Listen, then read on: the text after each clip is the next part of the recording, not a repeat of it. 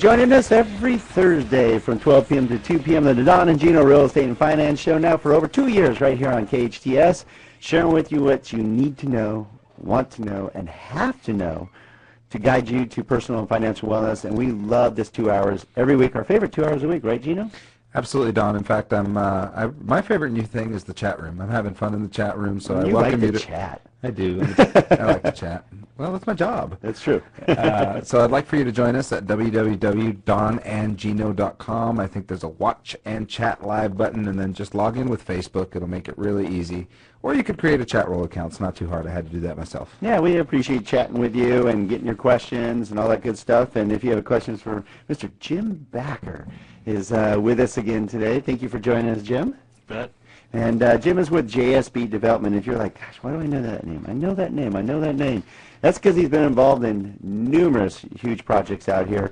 But just a good Santa Clarita Valley neighbor. I mean, this guy's involved in what we are all involved in right here in Santa Clarita, which is really nice. We're very passionate about giving back. In fact, I do have to mention, please join us next Saturday for our annual Michael Hoffman Foundation Charity Poker Tournament for benefits children's cancer. And it's really important to the foundation and our communities because, believe it or not, the Michael Hoffman Foundation is helping out over 286 families dealing with childhood cancer just in the Santa Clarita Valley and Antelope Valley.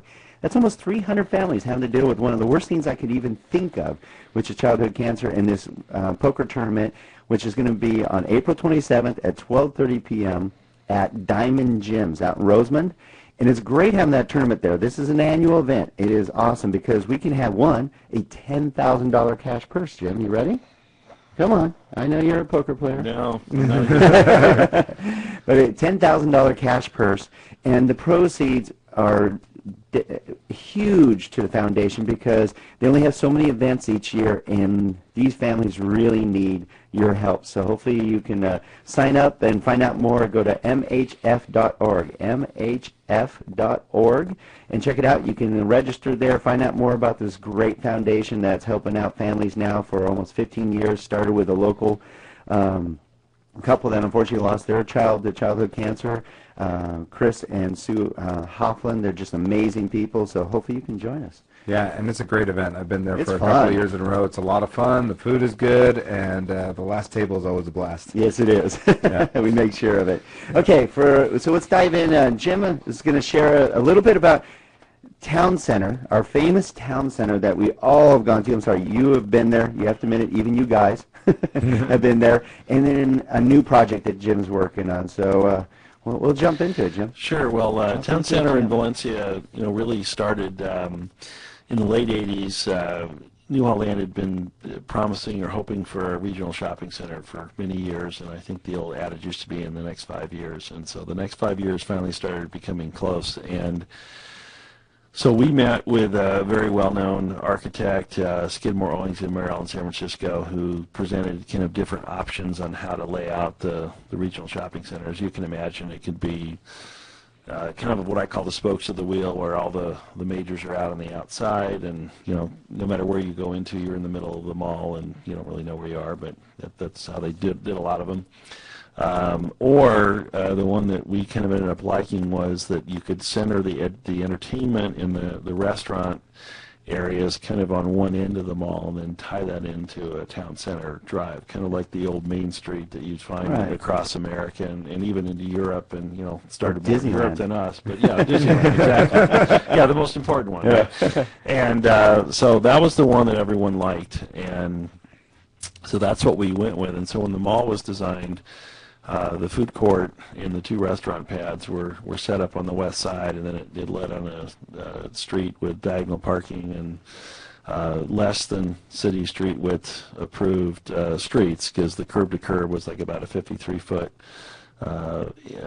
area, and that would be below the street would be like 66 typically. So you know this stuff, obviously. Yeah. So that's why they're private streets. So we ended up with a private street network, so we could make it a little bit more intimate, and you're not trying to drive people 50 miles an hour through there. You're trying to get them to slow down. That's why you pull out and you wait for the person in front of you, and That's the idea of it.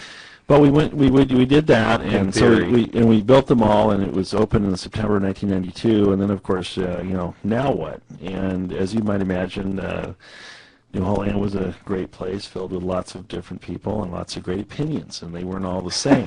And so some people thought it should just be this little retail 1- to 2-story shopping district. Some people thought it should be downtown. Some people thought it should have housing. Some people thought it had hotels. And so we kind of had to take all this and put it together. And I was a big believer that we actually have to do something. That plans are great, but it's very difficult to sell anything off a plan.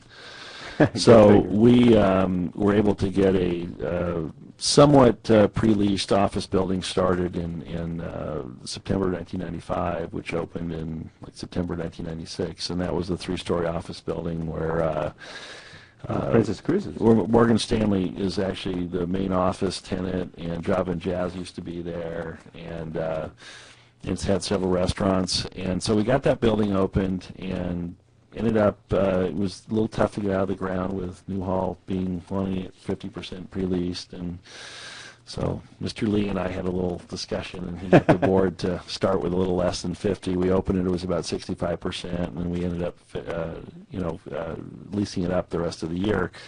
But really what that gave us was something to show to Princess Cruises, because we'd been talking to Princess Cruises since about 1992, and talked about my partners earlier. Steve Valenciano, who's my partner today, was the original person who introduced me to Princess Cruises. Oh, wow. And he was a Valencia resident, and he was a broker, and he'd been hired to do a consulting assignment for Princess Cruises about how to find a better place for them to have employees and what would be a good community. And he kept coming back to Valencia because he thought they could be kind of an employer of choice, that Valencia was ready for a good-sized company like Princess, and so there was a lot of iterations back and forth, but he was my first introduction to Princess, and then we continued to talk to them and look at what they needed and how it would work, and we basically designed a building for them. And that's really how we got that started. Once we really got it started, the rest kind of happened. We got a movie theater there, we did the Hyatt, we had the Montecito Apartments, we had Spectrum Club, we had worked on the 1-story set of retail buildings that connects kind of town center to the mall, and so we got that going. So it really kind of all happened, pretty quickly once we got going. Probably within about a 4 to 5 year period, we built out the rest of it. Notice what he considers very quickly. In your world, 4 or 5 years is actually a really, really lightning quick sort speed. of, yeah. Lightning speed. Yeah. And if you just tuned in, just so you know, we're speaking with Jim Backer with JSB Development, one of the original, basically, people that have been involved with New Holland Farm since way back in the beginning stages of Town Center and a lot of the planned community right here in Valencia. Yeah, and just to go back to talking about my partners earlier, so the city planner that I worked with on Town Center was a man named Glenn Adamick, who was in the city staff, and he's now our partner on JSP Development, and he's been a critical element in getting Vista Canyon approved and through the regulatory process and working with all the different agencies. And so what I might do is just tell you a little bit. So as we got Princess Cruises moved in, I actually left Newhall and went to work for a private company in LA for a couple of years, and was in charge of a 670-acre business park in West Sacramento to get the infrastructure built and get it started and get it launched. And in Sacramento? In West Sacramento, yeah. So you had a lot of traveling going on. I was going to Sacramento about once a week, so yeah.